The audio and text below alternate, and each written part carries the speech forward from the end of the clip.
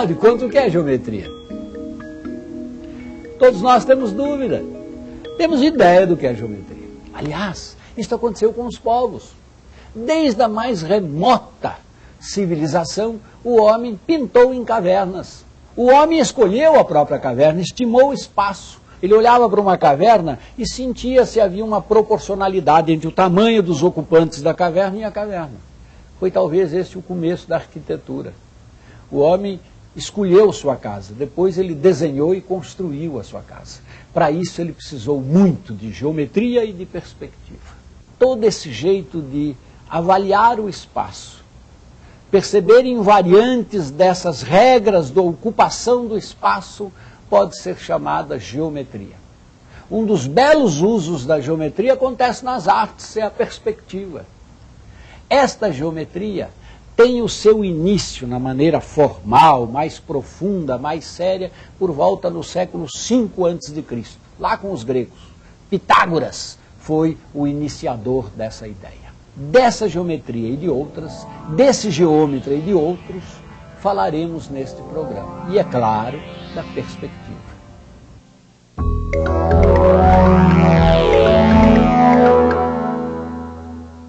A geometria investiga as formas e suas dimensões, determinando suas propriedades, seus elementos e suas transformações. É inegável o fascínio que as formas geométricas exercem sobre o artista moderno. Mas, há milhares de anos, muito antes de Pitágoras, os chineses já gostavam de formar figuras a partir das formas geométricas obtidas pela fragmentação de um quadrado. Este é o Tangram, um antigo jogo chinês, cujo objetivo é construir o máximo de desenhos possíveis ao combinar estas 7 peças formadas a partir da divisão de um quadrado. Através dele, podemos observar o fascínio que as formas geométricas exercem nas mais diversas civilizações e épocas da humanidade. Por sinal, Tangram, em chinês, significa os 7 pedaços inteligentes, ou o quebra-cabeça de 7 sabedorias.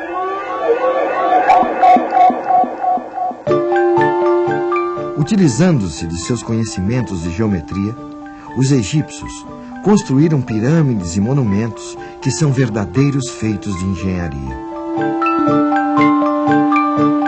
Ainda hoje, nos surpreendemos com a precisão dos ângulos retos encontrados em suas construções. No Egito, os esquadros eram feitos da seguinte maneira. Imagine uma corda com 3 nós, sendo a distância do primeiro ao segundo de 3 vezes uma unidade de medida, que pode ser, por exemplo, o comprimento de um braço. E a distância do segundo nó ao terceiro a 4 vezes essa unidade. Os egípcios sabiam que se fixassem a corda no nó intermediário e unissem o primeiro nó ao terceiro, com um novo segmento de 5 vezes a unidade de medida, o ângulo oposto a esse segmento seria de 90 graus. Com esses quadros de corda, eles podiam verificar com precisão matemática se os ângulos de suas construções mediam ou não 90 graus. Mas eles também eram utilizados na divisão das terras férteis às margens do rio Nilo, logo após as cheias que anualmente faziam desaparecer as demarcações de fronteiras. E tinha ainda a vantagem de que um pedaço de corda é bem mais fácil de carregar do que um esquadro de madeira. Esse é um exemplo do que chamamos Triângulo de Pitágoras. O filósofo e matemático grego observou que nos triângulos que possuíssem um ângulo reto, ou seja, de 90 graus, as áreas dos quadrados geométricos formados pelos catetos, somadas, eram equivalentes ao quadrado formado pela hipotenusa.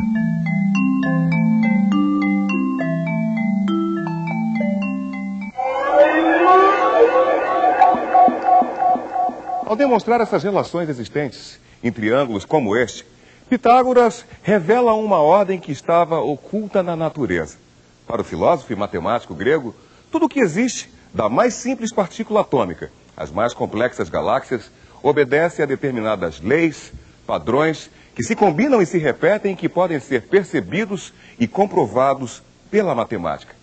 É isso que acreditam os cientistas do nosso tempo E era mais ou menos isso que Pitágoras revelava aos seus discípulos há quase 2.500 anos, aqui na Grécia.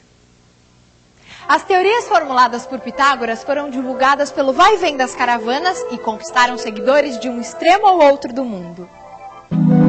Na Alexandria, essas teorias foram escritas e organizadas por Euclides em uma série de livros que vêm sendo copiados, traduzidos e editados até os dias de hoje. Euclides percebeu que os fatos geométricos existem, como circunferência, pirâmide, prisma, que precisam ser definidos com precisão. Mas foi tentar definir tudo, viu que alguns ele tinha que admitir: ponto, reta, plano, espaço. Eu admito essas ideias, embora possa representá-lo com um lápis bem apontadinho, posso desenhar um ponto, mas ele ainda vai ser uma superfície, não é um ponto. É uma abstração. Eu admito que existe ponto e que ele é adimensional. Mas ao brincar com essas ideias, ele percebeu que precisava ligá-las. Um ponto divide a reta em duas semirretas, a reta divide o plano. Se eu tenho uma semirreta, um ponto aqui, outro acolá, o segmento que liga os dois corta a reta. Estas são verdades que a gente admite, são os postulados. Vem do latim postulare, quer dizer pedir, eu peço que você aceite. Ou no grego chama-se axioma, verdade admitida. Das verdades admitidas surgem outras, que eu as demonstro. São os teoremas, os lemas, e com isso formam o edifício científico. Quem fez isso no século III a.C. foi Euclides. Surgiu aí a geometria lógica, axiomática, euclidiana. No século VIII, o Império Muçulmano se estendia desde a Espanha até as fronteiras da Índia e da China. Apropriando-se mais do que dos territórios e das riquezas materiais, de todo o conhecimento e da ciência dos povos conquistados.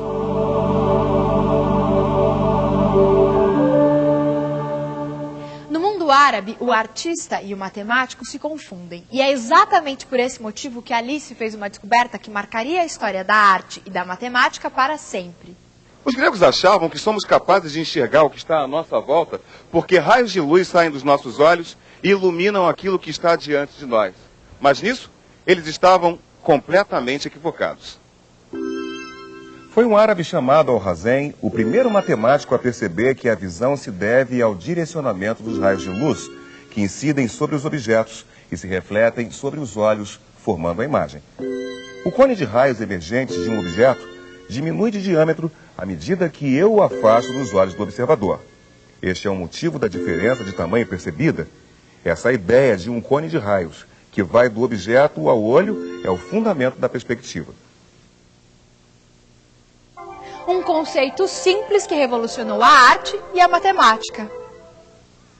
Esta pintura medieval mostra claramente que o artista cria um espaço tridimensional, embora ainda pouco elaborado, através de uma espécie de perspectiva intuitiva.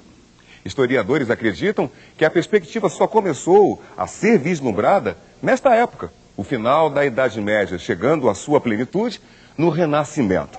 Mas veja só, esta e outras pinturas de Pompeia, uma cidade soterrada pelas cinzas de Vesúvio em 79 d.C., reforçam a tese de outros historiadores de que já na época greco-romana os artistas conheciam a perspectiva. Afinal, aqui temos um excelente resultado na construção de um espaço tridimensional. Eu pude sentar, eu posso caminhar.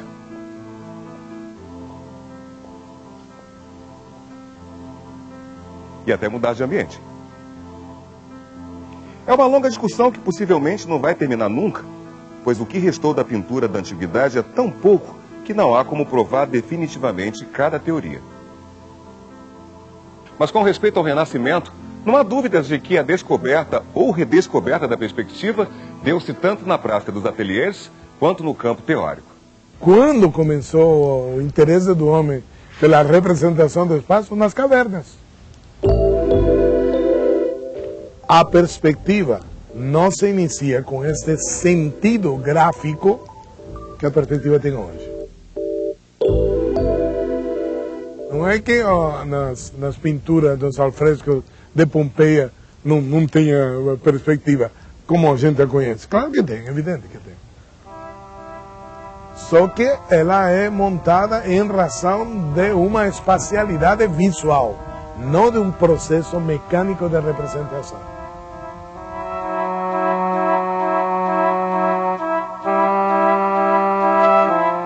No início do Renascimento, houve um trabalho pioneiro chamado de protoperspectiva de artistas como Giotto. Mas logo a perspectiva se desenvolveu nos trabalhos de artistas como Uccello, Ghiberti, Masaccio e Piero della Francesca. Mantegna realizou pinturas que são paradigmas do uso da perspectiva, sem falar nos trabalhos de Leonardo da Vinci, Rafael e Michelangelo. A esses trabalhos acrescentou-se a obra de tratadistas como Alberti e também dos matemáticos Luca Pacioli e Guidobaldo Marchese del Monte. Mas o papel fundamental foi de Brunelleschi, que além de artista, escreveu uma demonstração teórica das leis da perspectiva.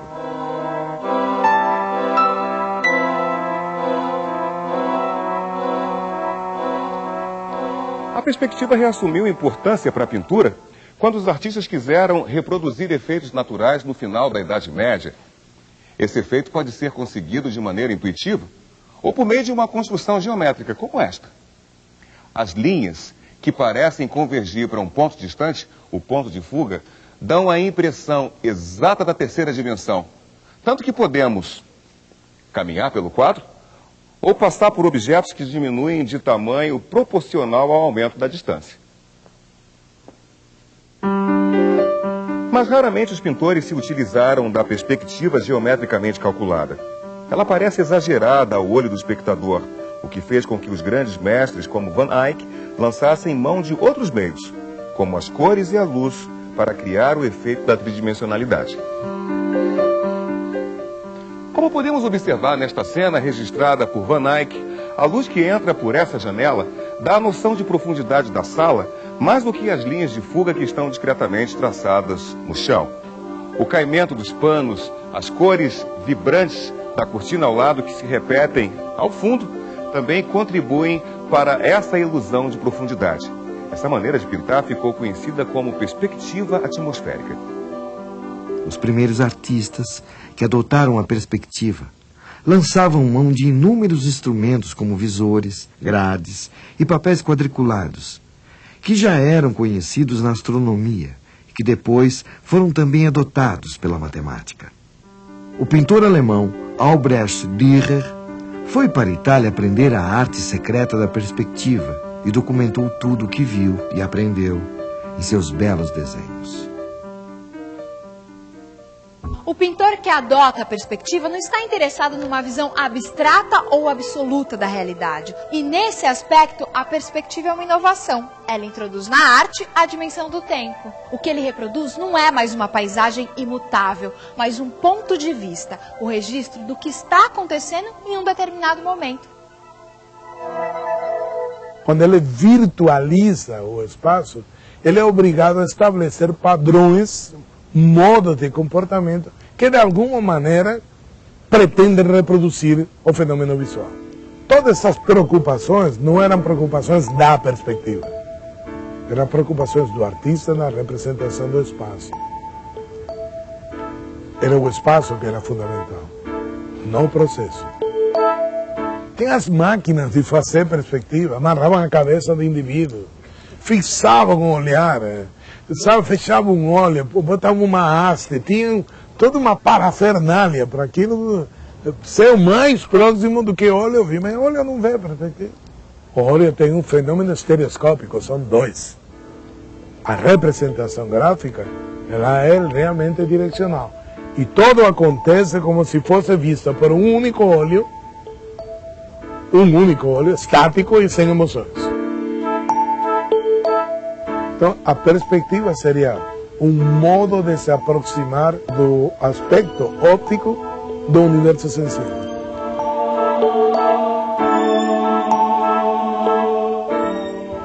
Os recursos fornecidos pela perspectiva aos pintores do Renascimento permitiram não só retratar a realidade com o máximo de semelhança possível, mas também alterá-la sutilmente para reforçar conceitos filosóficos e religiosos da época. Este famoso quadro de Leonardo da Vinci mostra Jesus reunido com seus discípulos em sua última ceia.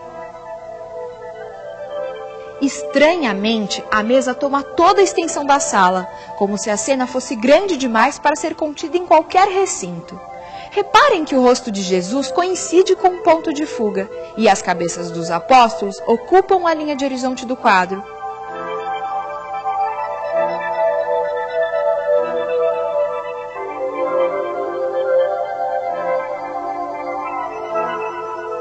O uso da perspectiva foi aos poucos se tornando repetitivo e árido, o que fez com que os artistas buscassem outras formas de representação. Perceba como o artista francês Cézanne, no início do século XX, alcança o objetivo de representar o espaço tridimensional sem o uso da perspectiva. Volume e profundidade são alcançados pelo uso das cores e direção das pinceladas, e não mais com a aplicação de recursos geométricos na composição do quadro. Leonardo foi uma inspiração, toda a perspectiva do século XVI e XVII, onde aparecem as anamorfoses, todos esses jogos da ilusão, né? Onde se cria esses espaços enigmáticos, sempre me interessou muito isso. Claro que não para repetir o passado, mas para me aproximar dele como um discurso que eu pudesse de alguma maneira utilizar, atualizar através de operações mais paródicas ou irônicas, mas adaptadas a meus propósitos de discussão da imagem, né, na contemporaneidade.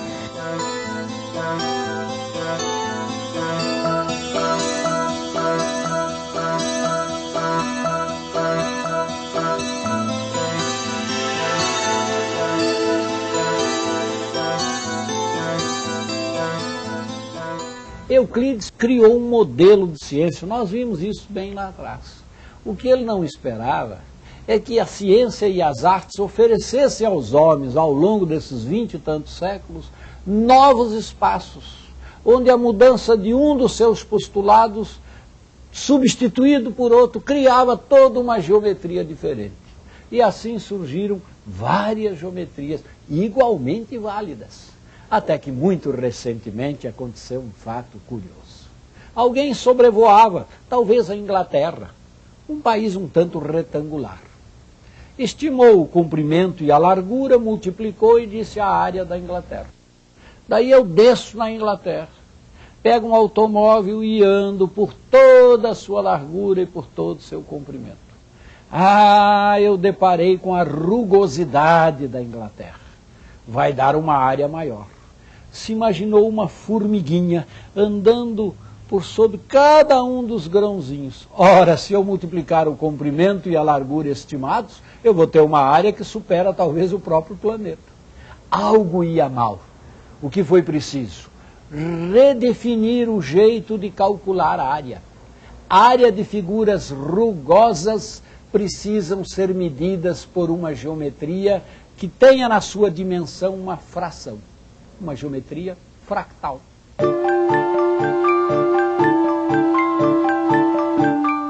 Nuvens não são esferas, montanhas não são cones, litorais não são círculos, as cascas das árvores não são lisas, tampouco a luz dos relâmpagos viaja em linha reta. Turbilhões, as batidas do coração quando nos emocionamos, as trajetórias de estrelas e planetas, as mudanças no clima são fractais, a geometria da natureza. No começo dos anos 80, muitos estudiosos começaram a utilizar computadores no desenvolvimento de suas teorias. Nessa época, Benoît Mandelbrot trabalhava na IBM estudando objetos que se repetiam em qualquer escala. Com base nos estudos de Poincaré, observando algumas equações e comportamentos caóticos e utilizando os computadores, Mandelbrot percebeu que algumas figuras eram compostas por repetições em escala de suas próprias formas.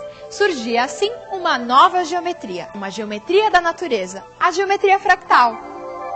A partir de um triângulo equilátero, dividimos cada lado em 3 partes iguais. Na terça parte de cada lado, construímos um novo triângulo equilátero, apontando para fora. Depois, apagamos as partes comuns do antigo e nos novos triângulos. Podemos continuar procedendo da mesma forma indefinidamente, obtendo uma curva estrelada que recebeu o nome de floco de neve. O litoral brasileiro pode ser considerado um fractal. Os contornos e traçados mudam a cada escala de aproximação, ganhando novos detalhes, tal como a curva floco de neve. À primeira vista, a ideia de fractal parece esquisita. Que sentido pode ter a afirmação de que uma coisa tem uma dimensão e um quarto? Mas o floco de neve é mais ondulado, preenche mais espaço que uma curva regular, unidimensional. Ao mesmo tempo, preenche menos espaço que uma superfície bidimensional. Uma ideia que está por trás de tudo isso é a de rugosidade. Quanto mais rugosa a superfície de um fractal, maior sua dimensão. O vírus da polio possui uma superfície também rugosa, que pode ser considerada fractal. Conhecer esta superfície implica em descobrir novas vacinas, pois isto afeta o modo como diferentes moléculas químicas interagem com o vírus. Olha, fractal não é mistério. Teoria fractal foi uma grande sacada do meu colega Benoit Mandelbrot. Ele percebeu que era possível criar uma nova geometria diferente da geometria euclidiana. Daí nasceu o fractal. Fractal vem de fractus no latim, que quer dizer fraturado, quebrado. Aí o Benoit Mandelbrot criou uma geometria que é baseada em conceitos descontínuos, conceitos fraturados. E surgiu, então, a geometria fractal. Mas o melhor veio em seguida. Ao usar a geometria fractal para representar objetos antes representados com os conceitos da geometria euclidiana, foi se percebendo que essa geometria fractal dava resultados muito bons quando os objetos representados eram os objetos da natureza. Tipo, uma árvore, uma folha, uma nuvem, uma montanha, uma praia, um animal. Todos esses objetos naturais construídos com a geometria fractal formavam uma imagem muito melhor do que aquela da geometria euclidiana. E a razão é simples. A natureza não é contínua. A natureza é descontínua. E daí a geometria fractal se presta muito melhor a representar a natureza do que a geometria euclidiana. Alguns fractais produzem imagens belíssimas a partir de simples equações matemáticas. Mas será que podemos considerá-las arte? A primeira impressão que você tem é que é uma fotografia, né? O mais legal de tudo é justamente isso, ver que isso aqui não foi feito assim aleatoriamente, é uma equação matemática isso aí, não é? E pelo fato de serem assim, resultados de equações matemáticas, tira a pureza, a beleza enquanto arte? De maneira alguma, porque eu acho que a descrição da natureza é bela, tá certo? Eu acho que é, mas atrás do computador tem que estar um artista. Porque a maioria das pessoas tem uma ideia de que matemática é somente números e não entende que matemática são baseadas em conceitos, ideias, e são ideias expressas em cores, né, em figuras, né.